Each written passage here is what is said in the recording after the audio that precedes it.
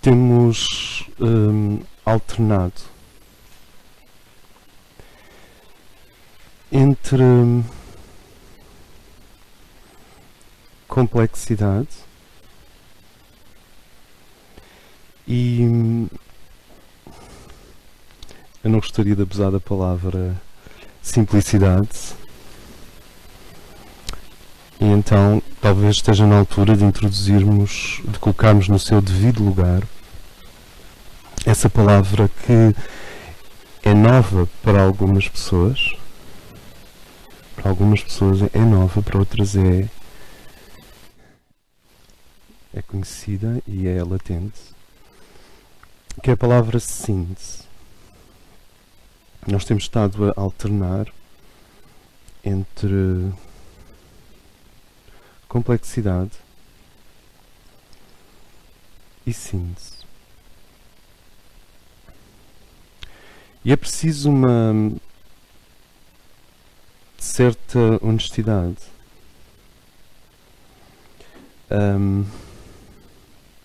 Uma honestidade existencial para fora, uma honestidade intelectual para cima e uma honestidade psíquica para dentro. É necessário uma certa honestidade, isto é, um certo amor à verdade,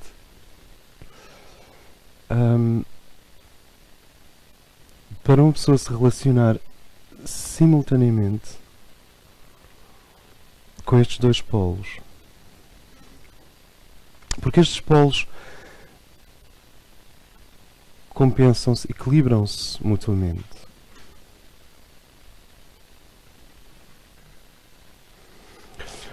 Um ser humano, o homem, está mergulhado numa vida e num cotidiano e numa percepção do mundo e de si próprio que é necessariamente complexa. Às vezes é só quantitativamente difícil de compreender, é muita informação. Outras vezes é qualitativamente difícil de compreender. Como é que continentes de verdades que estão agora a surgir e de assuntos e objetos intelectuais estão agora a surgir se relacionam e articulam com outros. A situação do homem contemporâneo é difícil porque ele vive mergulhado na complexidade. E ao mesmo tempo existe esta vocação dentro de nós para realizar aquilo que alguns ambientes chamariam a unidade do Espírito Santo.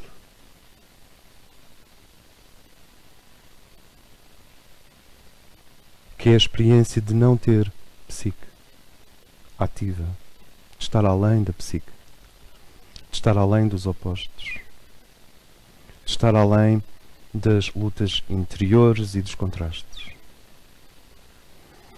A unidade do Espírito Santo relaciona-se com uma promessa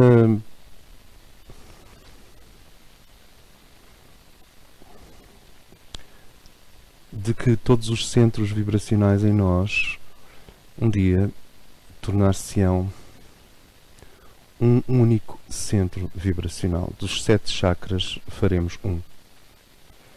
E é isso que está por trás da noção evangélica.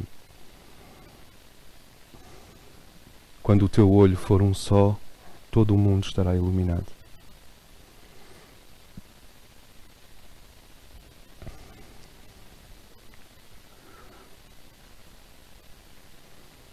A complexidade e o átomo humano, que é o modelo que nós estamos a tentar fortalecer e compreender nesta fase, a complexidade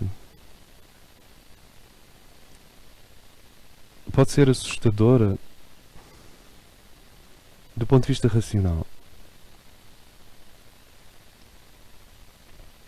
Mas do ponto de vista daquele que ama, do ponto de vista de um ser que tende para a síntese,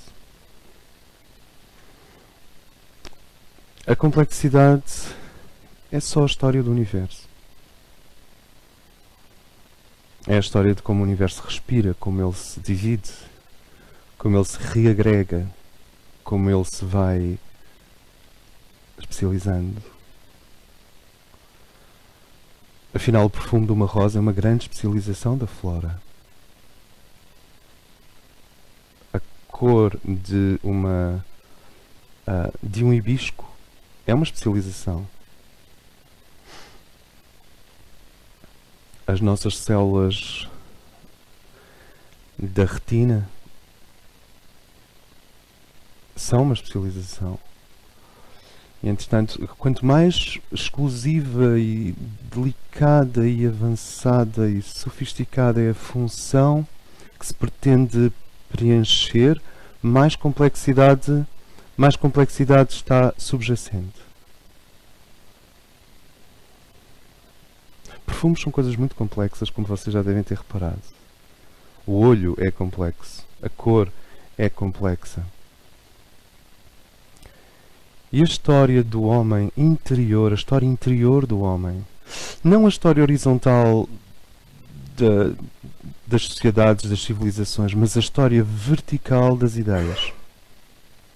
Nós temos esta história horizontal que tem sido estudada, foi-nos ensinada desde o liceu, e depois temos uma história vertical, que é a história das ideias. Em muitos aspectos ainda estamos na Grécia neste momento. Porque essas são as grandes ideias que permanecem. E do ponto de vista dessa história interior, a complexidade, quer dizer, a quantidade enorme de coisas belas, articuladas e interessantes que nos chamam e dos quais nós próprios somos compostos. E os muitos núcleos, ou os vários núcleos dos quais nós somos compostos. Essa complexidade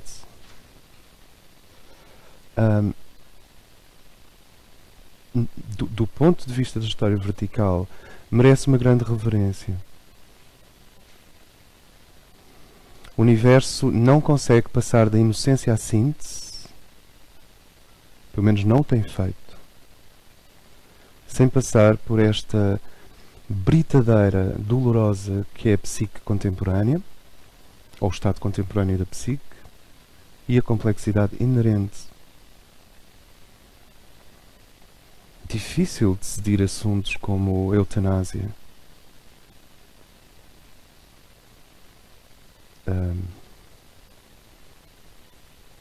O direito do indivíduo de decidir o que faz com o seu corpo. A liberdade. O que é liberdade? Etc. O homem contemporâneo está mesmo num laboratório altíssimo. Ele não se apercebe, ou não quer perceber, mas ele está num laboratório muito alto, no sentido em que o poder aumenta, nanotecnologia, síntese molecular, teoria M, teoria de todas as coisas, teoria quântica. Eu gostava de chamar a atenção que a quântica ainda é uma teoria. Teoria quântica, teoria da psicanálise. Já viram onde nós estamos? Microcrédito. Sexo virtual. Fotografia de ultra alta definição. Sabem, as pessoas, o mundo está a pairar nestas coisas. Engenharia molecular, com a qual se fazem metais que voltam à sua forma anterior depois de serem dobrados, automóveis que se autoconsertam, etc, etc, etc. Nós estamos mesmo no nível em que estamos a começar a trabalhar com a memória da matéria, com a memória dos materiais, com a memória da substância. Portanto, o nosso poder não parou de aumentar. Nanotecnologia, síntese molecular, fusão, fissão. E não temos o sacerdócio da síntese. Não temos o sacerdócio dessa distanciação altamente energizada que compreende de uma forma que não é pela soma de partes, mas pela comunhão com Deus, para onde é que as coisas se dirigem? Para onde é que as coisas, onde é que as coisas fazem sentido? A partir de que ponto é que elas convergem?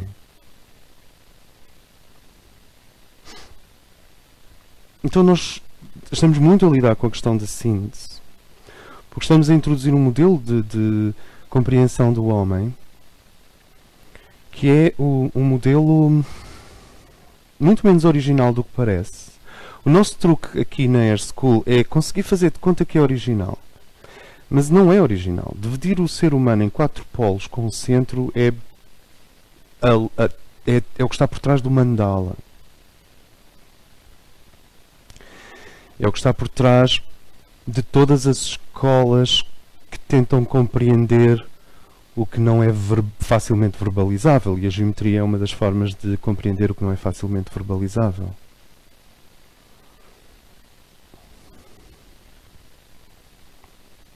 Agora,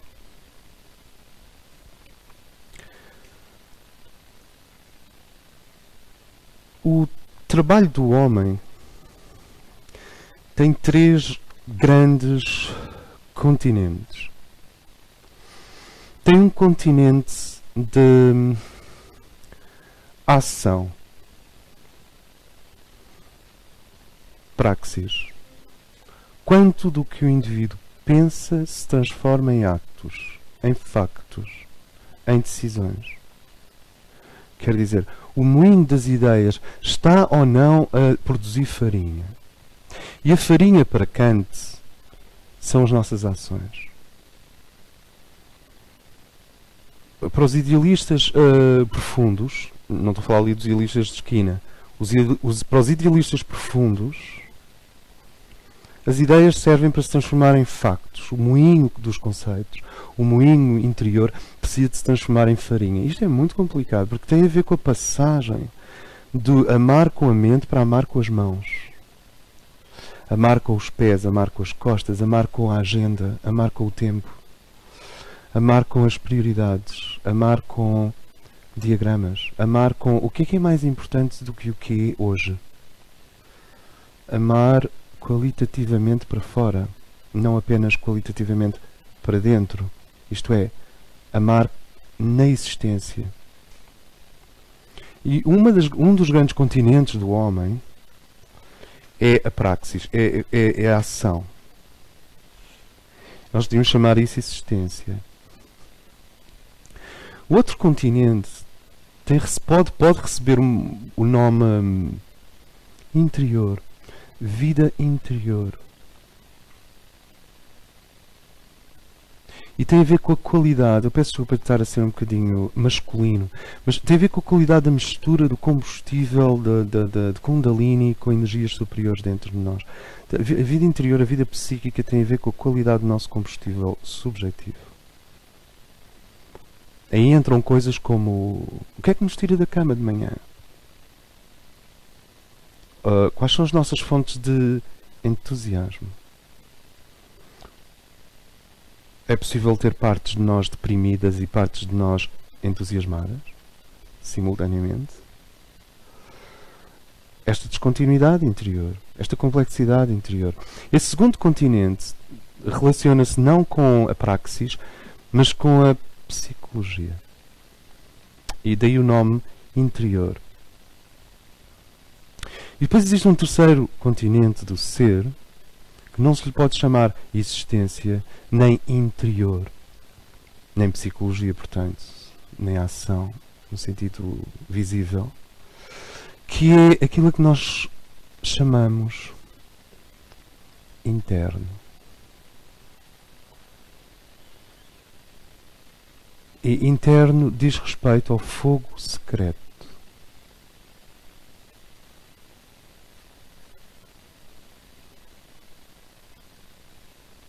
diz respeito ao fogo interno.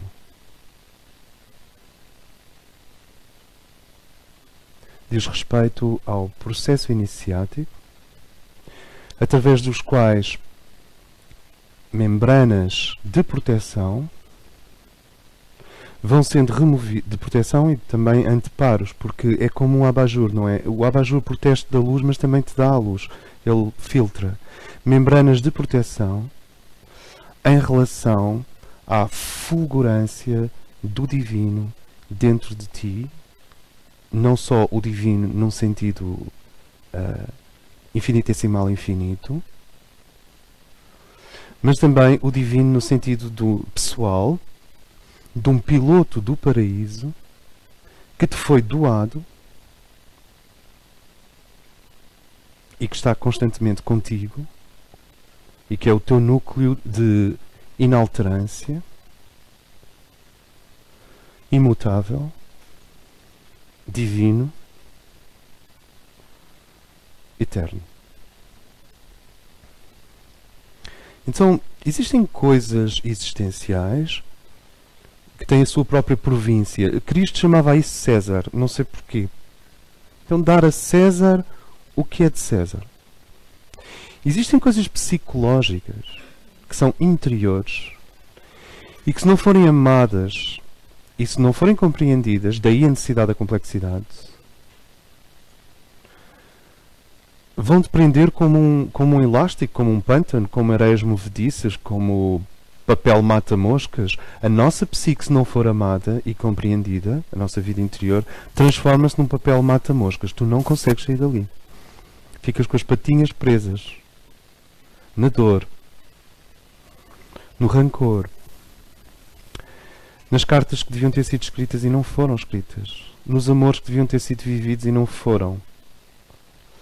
Nas artes que deviam ter sido dinamizadas e não foram, desde a culinária à escultura. Da justiça, na família, na sociedade, no trabalho, que devia ter. Tudo isto não é vida interna. Projeta, recebe influências, mas não é vida interna. É interior. E a vida interior, se não for respeitada, se o indivíduo tiver a tentação de fugir para a existência com o manual de instruções que alguém lhe passou, ou de fugir para o céu, porque no céu é síntese, porque tu tens um céu dentro de ti, tens um céu, tens um inferno, tens um purgatório, a gama toda está dentro de nós. Agora vejam a incrível reverência que o indivíduo precisa ter para consigo próprio, a cordialidade solene com que o indivíduo tem que se tratar a si próprio para poder entender-se. Sabem, quando se diz que tu és uma miniatura do universo, eles não estão a brincar. Nós sabemos que é uma ideia bonita e é uma ideia inspiradora e é uma ideia mágica, que inclui as grandes leis do ocultismo, como a lei da analogia. O que está em cima é como o que está em baixo. A lei da ressonância, como é em baixo, é em cima. Já não é a mesma lei, não é da analogia, isto é da ressonância. Significa que se tu dispuseres aqui em baixo um conjunto de cristais exatamente na mesma posição relativa de Sírios ou de uma constelação, a vibração daquela constelação instala-se na sala. Desde que a tua consciência o queira. Porque os cristais sozinhos, coitados. Mas eles, com a tua consciência, é a lei da ressonância. Se tu mantiveres as proporções na Terra iguais às do céu, o céu começa a manifestar-se na Terra. Está por trás da arquitetura sagrada, está por trás das maçonarias, está por trás do uso dos ângulos, dos pesos, dos números. E nós temos esta noção de que é realmente, sabes, o homem é uma miniatura do universo. Microcosmos, macrocosmos. Mas isto merece um segundo olhar. É que a caldeira que o universo inteiro está concatenada, comprimida e miniaturizada em ti, o que implica que a reverência que um ser deve ao universo inteiro, e isto é um dos pontos que há 15 anos, agora vou utilizar o eu é o quê? Primeira pessoa de singular, não é? Eu. Vou utilizar a primeira pessoa de singular. Que é uma ilusão, mas vou usá-la. Há 15 anos que eu insisto nesse ponto. Não há ligação a Deus, nem ao cosmos, sem autorreverência. Sem que o indivíduo tenha... A Igreja Católica chama isso respeitar-se a si mesmo. Depois, claro que eles inventam... Eles não é só a Igreja, uma série de moralistas inventam as definições do que é respeitar-se a si mesmo. Mas nós estamos na fase final do processo psicológico coletivo. Então tu tens de descobrir. Não se trata de alguém te passar o que é respeitar-se a ti mesmo. Mas há 15 anos que se insiste que sem distância em relação a si próprio,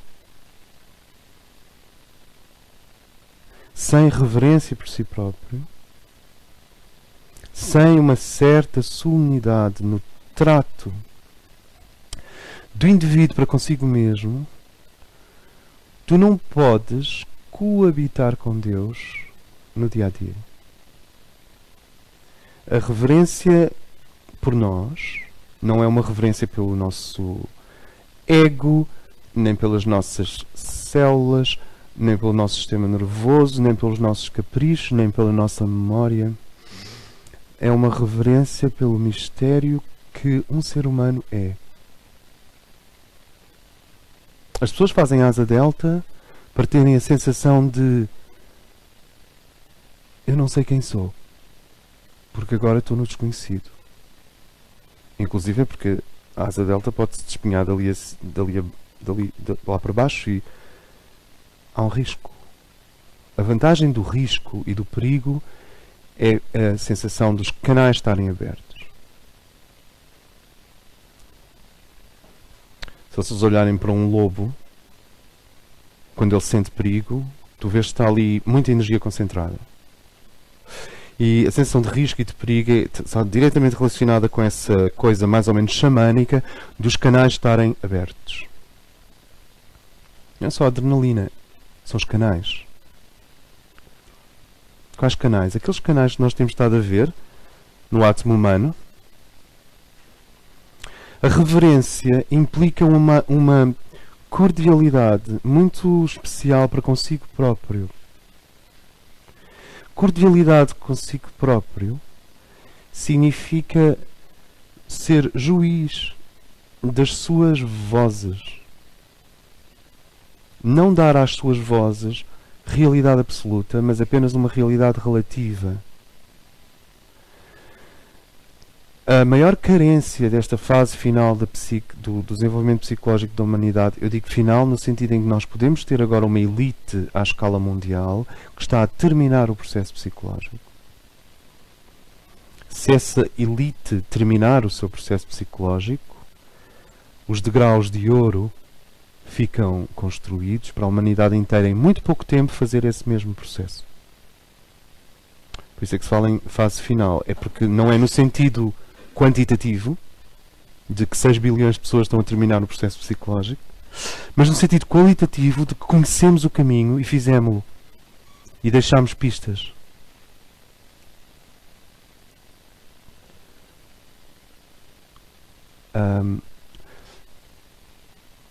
A reverência é o processo através do qual um ser preside a si próprio.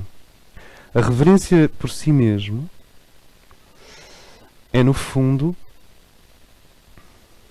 o trazer para si, para dentro do seu campo magnético, a mesma reverência que nós temos pelo universo. É um bocadinho deslocado o indivíduo ter reverência pelo universo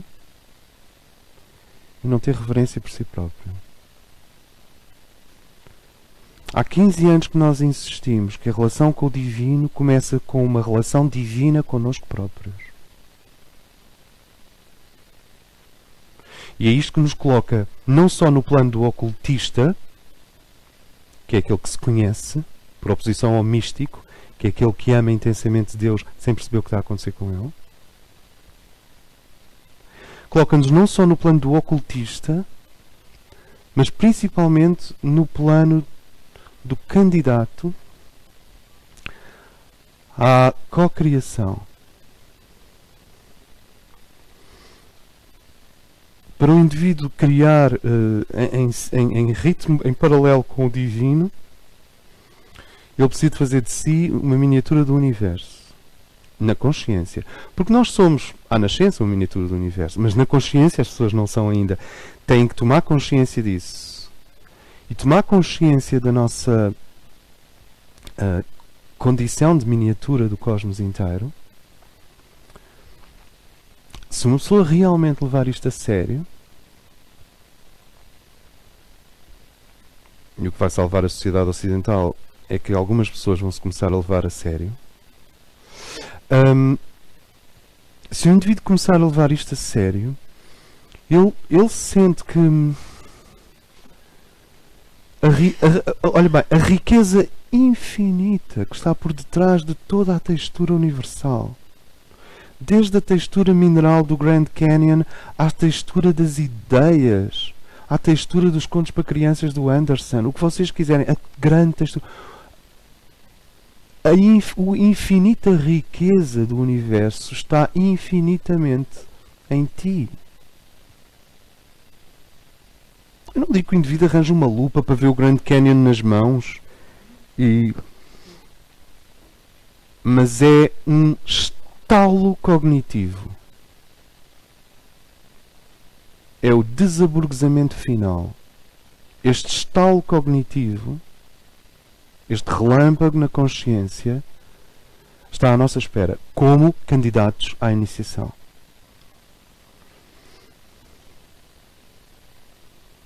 O que é que realmente isto quer dizer? O que é que é a autorreverência? Quando um ser está muito centrado na sua herança biológica e social e cultural, ele é invadido pelos gafanhotos do pessimismo. Quer dizer, a mente dele está carregada de enxames, que são os pensamentos de toda a gente. Quando vocês se identificam com a sociedade, estão a fazer telepatia. Quando vocês se identificam com o passado, estão a fazer telepatia. Quando vocês, e notem esta palavra, porque ela vai ser importante no encontro de hoje, identificação. Quando vocês se identificam com uma cultura, estão a fazer telepatia. Isso significa que a identificação não é inocente, é elétrica. Existem enormes quantidades de força e vozes que entram em nós quando nós fazemos identificação. Quando nós nos identificamos, é como um PBX. Tiraste o plug de um nível e colocaste-o noutro nível. E assim que colocas noutro nível, a impedância e a carga pensante daquele nível invadem-te. E quanto mais psíquico tu fores, isto é, quanto mais qualitativa for a tua vida interior, quanto mais sensível, mais a carga, mais telepatia acontece.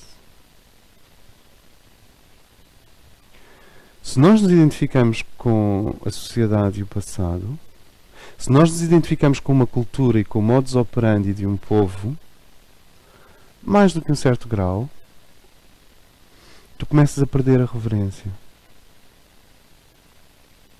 Começas a perder a reverência por ti, porque dá-se uma dessacralização da aura, dá-se uma dessacralização da mente, dá-se uma dessacralização da vida interior. Abaixo da nossa média consciente existe o oceano dos hábitos. E é um verdadeiro oceano. E tem peixes, e baleias, e tubarões.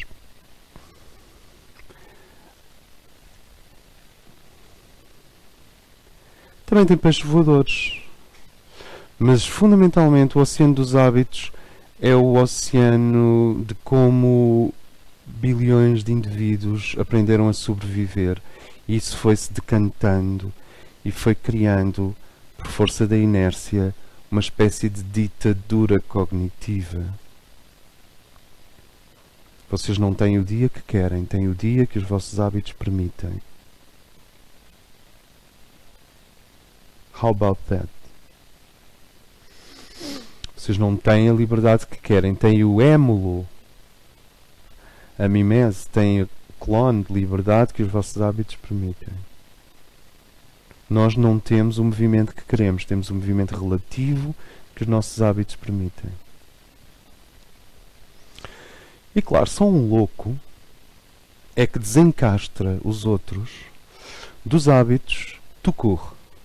Quer dizer, desencastrar as pessoas do mundo gravítico dos hábitos sem escola. Percebem para que é que serve a palavra escola? Escola serve para construir degraus. Templo iniciático não constrói degraus, levas um flash.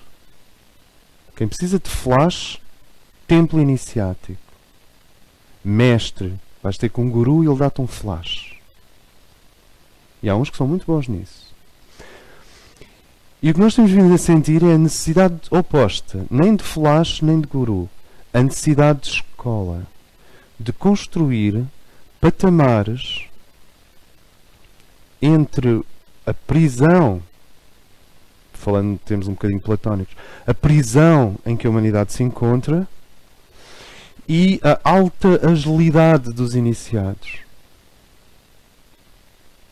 O iniciado é a flor do seu tempo, é a flor da sua geração.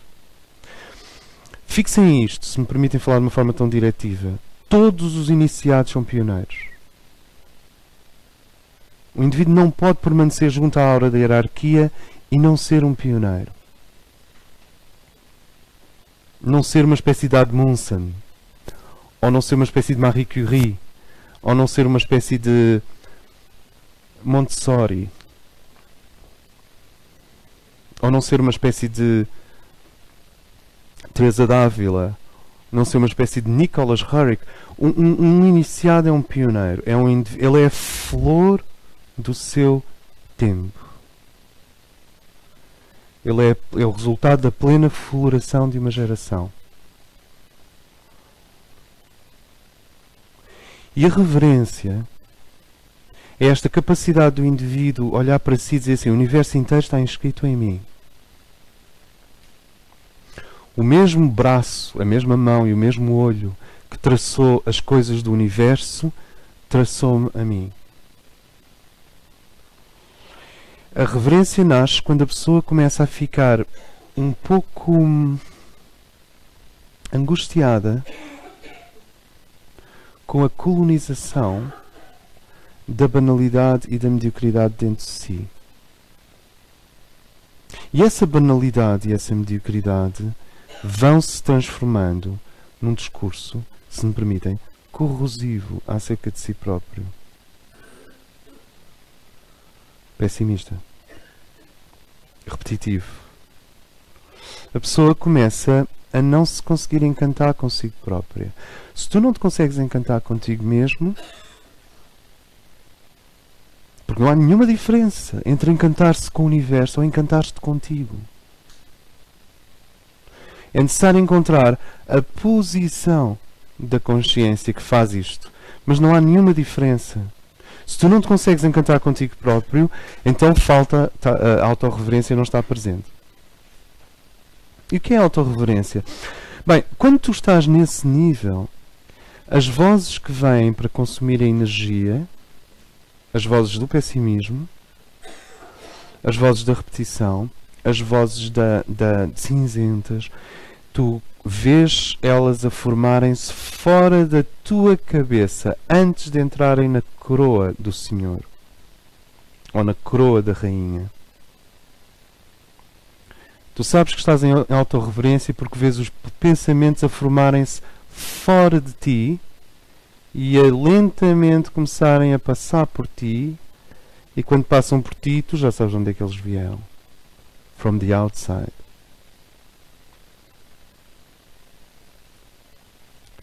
Quando tu entras em autorreverência, que é uma forma de oração que chama a mónada para baixo, para dentro do forno ou da câmara psíquica, porque a mónada está lá bem, obrigada.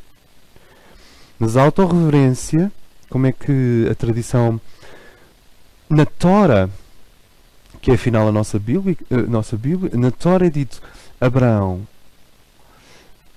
anda na minha presença e ser perfeito. E depois vem o outro, que é filho do homem. O homem é o universo inteiro. E o filho do homem...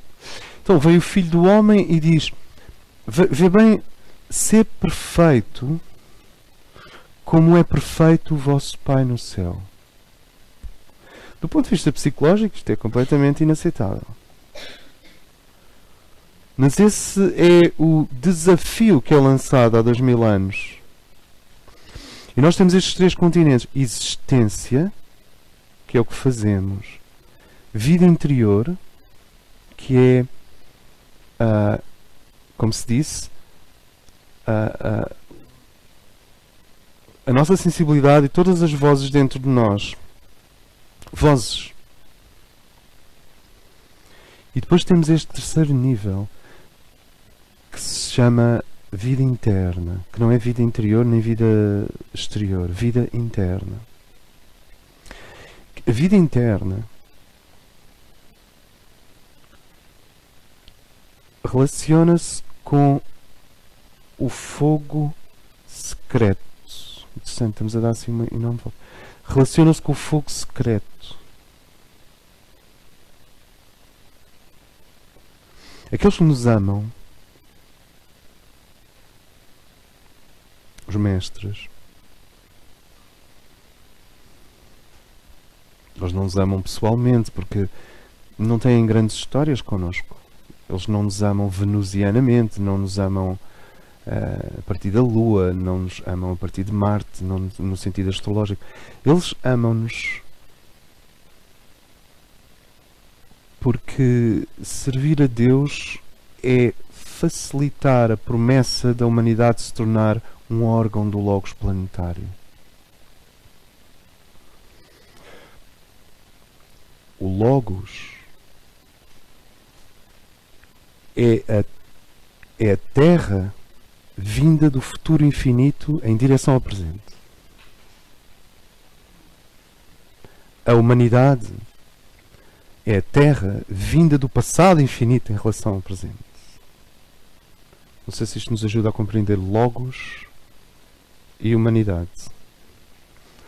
O Logos da Terra, o corpo de eternidade da Terra, o corpo, a Terra na 7ª dimensão, para além da Terra de cristal, a Terra última, tem uma única, imensa consciência. Uma consciência flamejante, única, que a tradição esotérica chama o Logos. E o Logos é a Terra, é o processo terrestre, vindo do futuro infinito, quer dizer, vem de Ômega para Alfa. Claro, as nossas mentes foram criadas de Alfa para Ômega, não é? Elas são narrativas. Então é difícil para nós, no início, compreender que a perfeição já existe e vem a nosso caminho. E que é dinâmica. A perfeição não é uma virtude estática que o indivíduo tem que se desunhar, subindo a montanha para lá chegar. Não. Ela desce na nossa direção, assim como nós nos elevamos. O Logos é a Terra última, é a consciência Terra última, vindo na direção do presente, sempre. A humanidade é a consciência terrestre vindo do futuro. O Logos é a consciência terrestre vindo do fim para o princípio. O que é um sacerdote senão alguém que imita o homem último? O que é uma sacerdotisa senão alguém que durante umas horas imita, veste-se, daí a paramentação, O que é o ritual de paramentação de uma sacerdotisa? O que é o ritual de paramentação de um sacerdote? Liberta energias potentíssimas. Se nós agora começássemos a vir para aqui, tudo com túnicas azul índigo e véus miosótis e túnicas brancas, libertávamos uma energia potentíssima. Ou caímos no patético, porque é quase a mesma coisa. Mas o Logos é toda uma... O Logos é para onde a Terra vai vindo. Isto...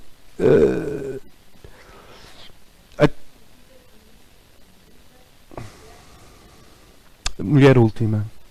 Terra última, homem último, mulher última, palmeiras últimas.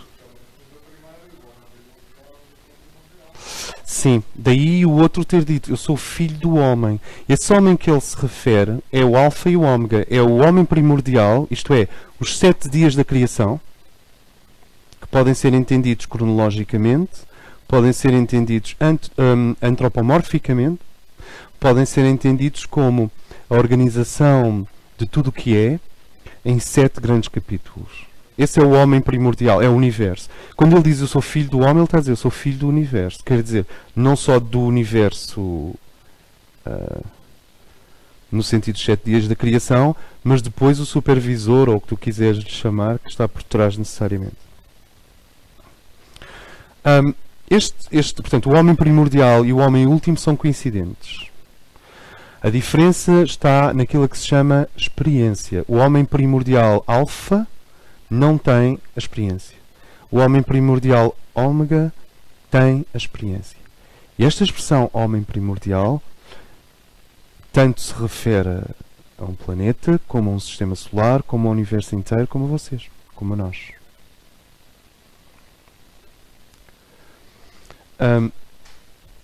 O Logos é o sentido das coisas. Nós demos um encontro sobre o Logos, várias vezes demos já 2 encontros. Isso vai estar no site depois disponível.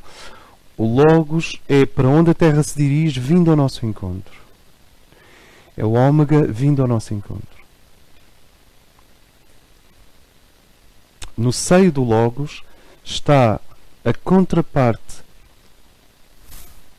perfeita de cada um de vocês. Não percebi. Gêmeos? Como assim? Sim, são duplos nossos, sim. Sim. Está a contraparte perfeita de ti. Não perfeita num sentido pobre. Quer dizer, num sentido do James Joyce ou daquelas coisas dos narcisistas que não querem envelhecer, sabes? Daquela coisa fria de mármore. Não é esse nível de perfeição, mas perfeição no sentido quente. É muito importante nós distinguirmos perfeição fria, que é uma perfeição que exclui a psique, de perfeição quente, que é uma perfeição que inclui o nosso processo psicológico profundo. Toulouse.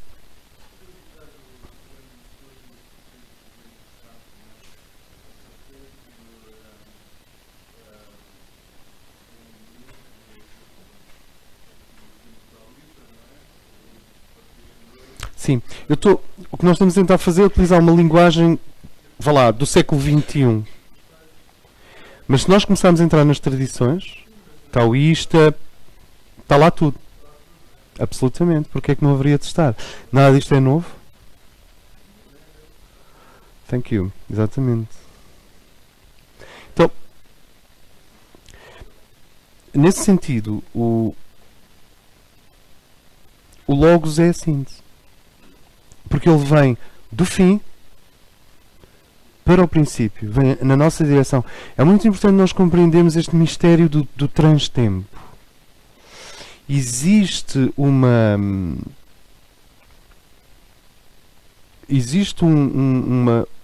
entidade absolutamente real. É um problema conseguir tirar isto do plano onírico, do plano imaginal. E a pessoa começar a sentir que isto é real. Existe uma entidade absolutamente real que está a caminho de entrar no tempo e que é a contraparte logos, a contraparte última, a contraparte celeste de, digamos, da Helena Escoval. Ela vem aí. E é muito difícil nós tirarmos estes anteparos relativistas todos, sabes? Esta coisa de, está giro, é engraçado. É muito difícil, porque nós temos esta mente mercuriana que necessita de fazer cartoons e desenhos animados com tudo. O indivíduo cair em si e compreender que há uma mestra, uma sacerdotisa, uma energia, um fio do Logos da Terra, que é a contraparte celeste de uma Helena Escoval, que vem a caminho. Ou seja, o indivíduo aqui embaixo faz o melhor que pode, mas o máximo que pode fazer da pirâmide é o trapézio.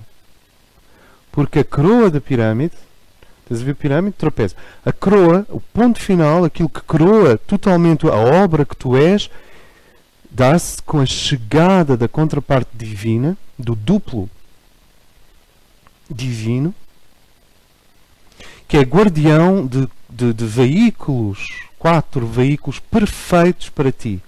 O duplo dourado para o corpo físico.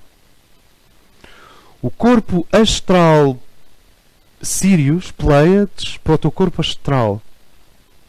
A gnose, um veículo de gnose pura para o teu corpo mental. E uma grande plataforma nirvânica para o teu corpo causal. Ele traz esses 4.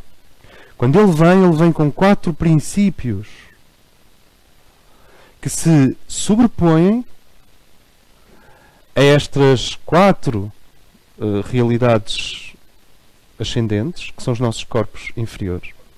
Quer dizer, físico, etérico, emocional, mental e, até um certo ponto, o causal. Porque o causal existe sempre como um refletor daquilo que nós somos no céu. O céu não se consegue transmitir diretamente a nós sem se espelhar no causal. Não há autorização para ser direto. Exceto após a 4ª iniciação. Querem saber? É na 5ª iniciação que o céu deixa de se espelhar. Passa a ser direto. O que é que isso significa? Que as verdades, aquilo que em nós, já lá vamos chegar, mas aquilo que em nós é fixo, é divino, é fulgurante, é permanente, é inalterante, não pode abater-se sobre o cérebro físico, sobre o coração e sobre os sistemas energéticos, sem fazer primeiro uma atenuação através do plano causal. O plano causal tanto pode ser visto como um papel de arroz que só deixa passar um bocadinho do orvalho de Deus. Claro que tu podes fazer um buracão no plano causal. É para isso que servem aquilo que Jesus chamava a violência. Os que querem chegar ao céu a partir da violência. Tomar o céu de assalto. Podes fazê-lo. Mas também como?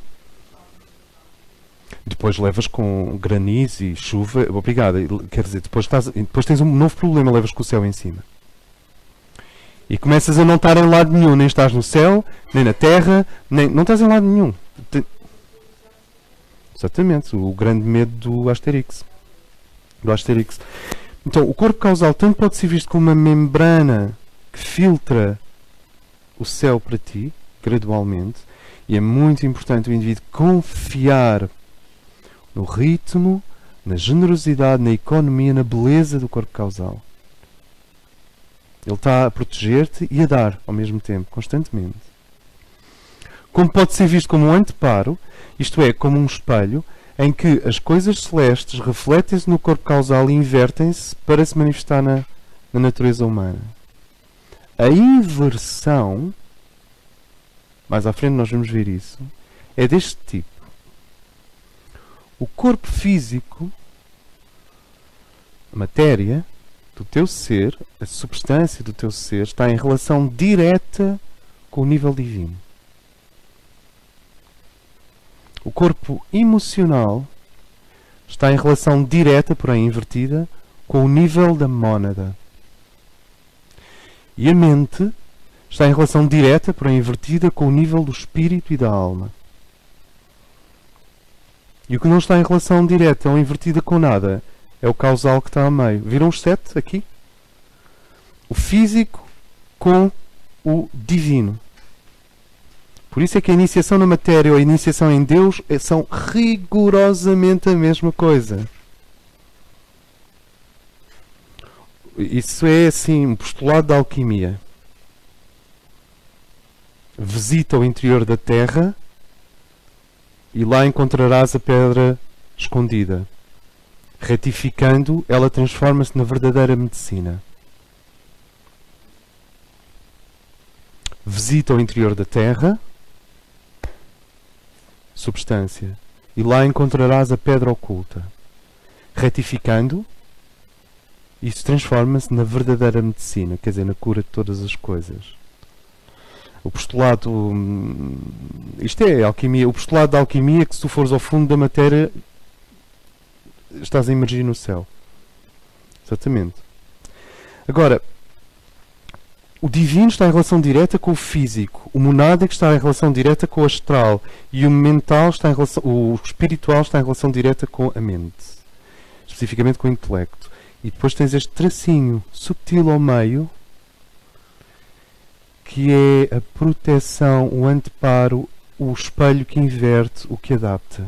Não sei se isto faz sentido para nós. Então repara, como é que eu hei de dizer? Nós temos a sensação que neste mundo nós andamos assim.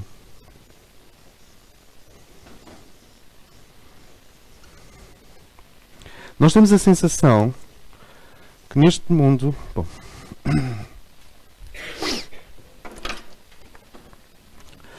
nós temos a sensação de que neste mundo andamos assim, com os pés para baixo, a cabeça em cima.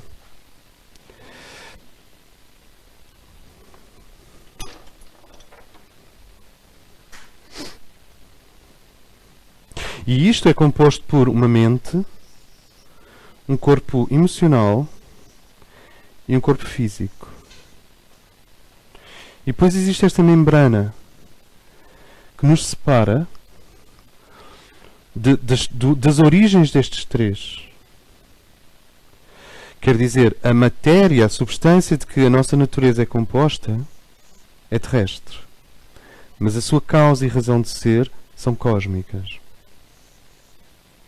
Então vocês têm o corpo espiritual, o corpo monádico e o corpo divino. Aqui está o avatar. Este nível do teu ser só é revelado quando tu encontrares os outros 6 que correspondem ao avatar.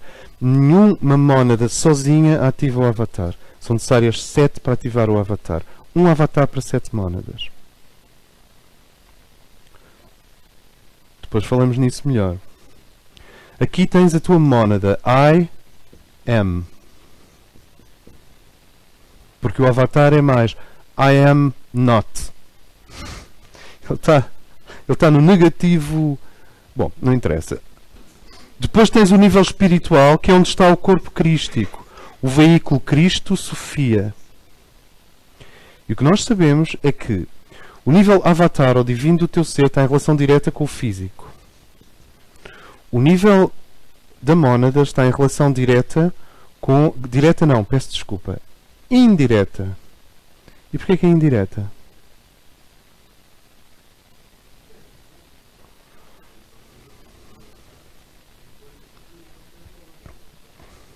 Sim, e que nível é que garante que ela seja indireta e não direta? Causal, ótimo. O causal é que garante que é indireto. E o nível espiritual do teu ser está em relação com o teu intelecto. É muito importante nós compreendermos uma coisa. A mente é movimento, é terceiro raio. Mas o intelecto é amor.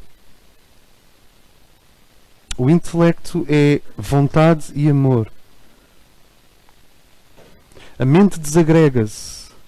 A mente enlouquece. A mente perde-se. A mente racionaliza. A mente é cínica frequentemente. Como diria o Paulo Borges, a mente mente. Agora, o intelecto nunca enlouquece. Não pode. Ele é íntegro, é indestrutível. É o diamante.